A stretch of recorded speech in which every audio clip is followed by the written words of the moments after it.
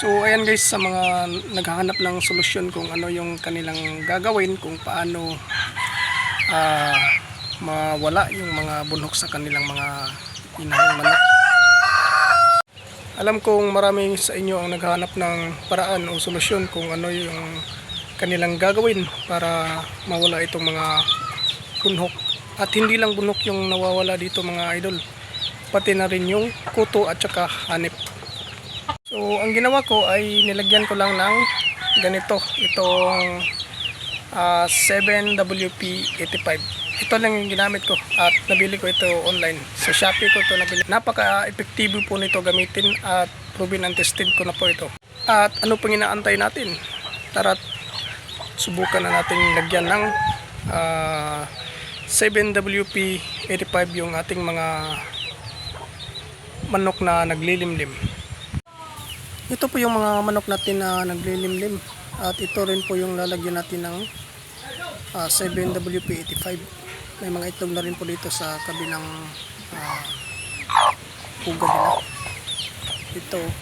Ito naman yung mga iba kong inahin na hindi pa naglilimlim. Ito yan sila at yung pugad nila ay lalagyan din natin ng 7WP85. Ito lalagyan din natin ito para makaiwas sa mga insekto. So itong manok na to ay ang una nating lalagyan.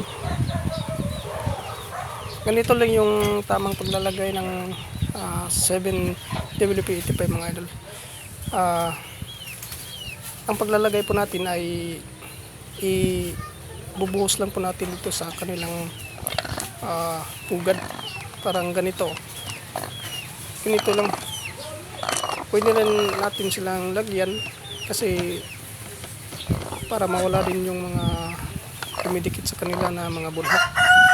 Huwag kayong mag-alala mga idol dahil hindi po yan makaka-epekto sa kanila. Ganyan lang, ilalagay lang natin yan sa mga pugad. Napaka-epektibo po talaga nito at ganyan lang ang paglalagay.